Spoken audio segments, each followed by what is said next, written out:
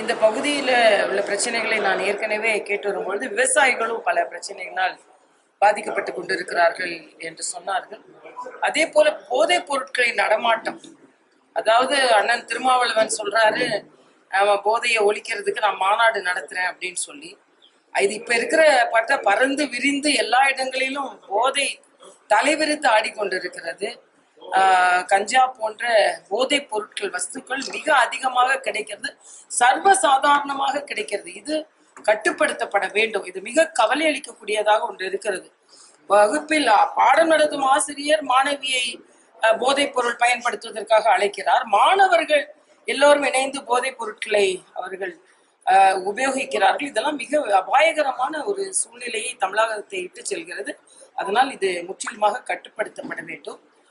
எப்படி போதை எல்லோரையும் பாதித்து கொண்டிருக்கிறதோ அதே போல இங்கே நான் பொதுமக்களிடம் கேட்கும் பொழுது அவர்கள் சொன்னது நாய்களின் தொந்தரவு மிக அதிகமாக இருக்கிறது. அதாவது மாநகராட்சி, நகராட்சி, உள்ளாட்சிகள் என்ன நினைக்கிறாங்கன்னா, குடும்ப கட்டுப்பாடு செய்துவிட்டு நாய்களை அப்படியே விட்டு விடலாம் அப்படின்னு நினைக்கிறாங்க. அப்படி ஒரு முறையை இவர்கள் பின்பற்றுகிறார்கள்.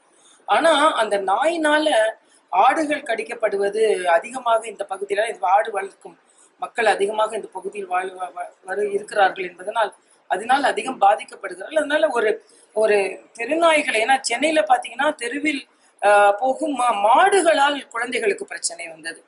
மாடு முட்டி குழந்தைகள் மட்டுமல்ல, மற்ற நபர்கள் கூட உயிரிழக்கும் ஒரு சூழ்நிலை வந்தது. அப்புறம் அதுக்கு ஒரு கட்டுப்பாடை கொண்டு வந்தார்கள்.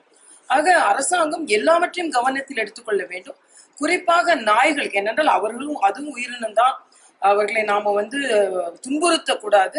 ஆனா அதே நேரத்துல அது மனிதர்களை துன்புறுத்தாத அளவிற்கு, ஆடுகளை துன்புறுத்தாத அளவிற்கு, மற்ற மிருகங்களை துன்புறுத்தாத அளவிற்கு கடிக்காமல் ஒரு நல்ல திட்டத்தை அரசாங்கம் கொண்டு வர வேண்டும் என்பது எனது கருத்து. நம்ம விவசாயிகளுக்கு நஷ்டஈடா எதுவும் மாநில அரசு வழங்கல.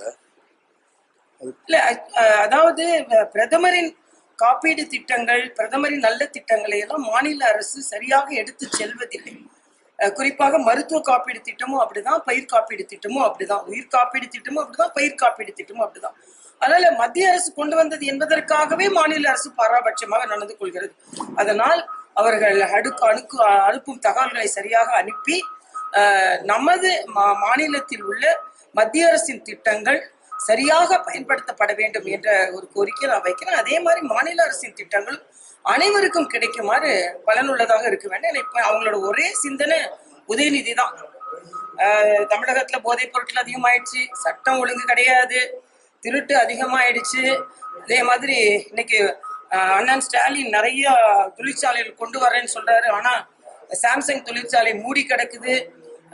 முட்டை ஸ்கூல்ல கிடைக்கிற முட்டை வெளியே கிடைக்குது. ஸ்கூல்ல தான் சிலர் முட்டை போடுறாங்க, ஆனா அந்த முட்டையை வெளியும் கிடைக்குது. இப்ப என்ன சொல்ல போறாரு அன்பில்? அதனால ஆனா அவங்களுடைய எல்லாரும் ஒரே சிந்தனை உதயநிதி என்னைக்கு துணை முதலமைச்சர், சபாநாயகர்ல இருந்து மூத்த அமைச்சர்கள் வரை, இது கண்டிக்கத்தக்கது. பாதகம் செய்பவரை கண்டால் நாம் பயங்கொள்ளலாகாது பாப்பா, மோதி மிதித்து விடு பாப்பா, அவர் முகத்தில் உமிழ்ந்து விடு பாப்பா. அண்மை செய்திகளை உடனுக்குடன் தெரிந்து கொள்ள இணைந்திருங்கள் இயம்நாடு தொலைக்காட்சியுடன்.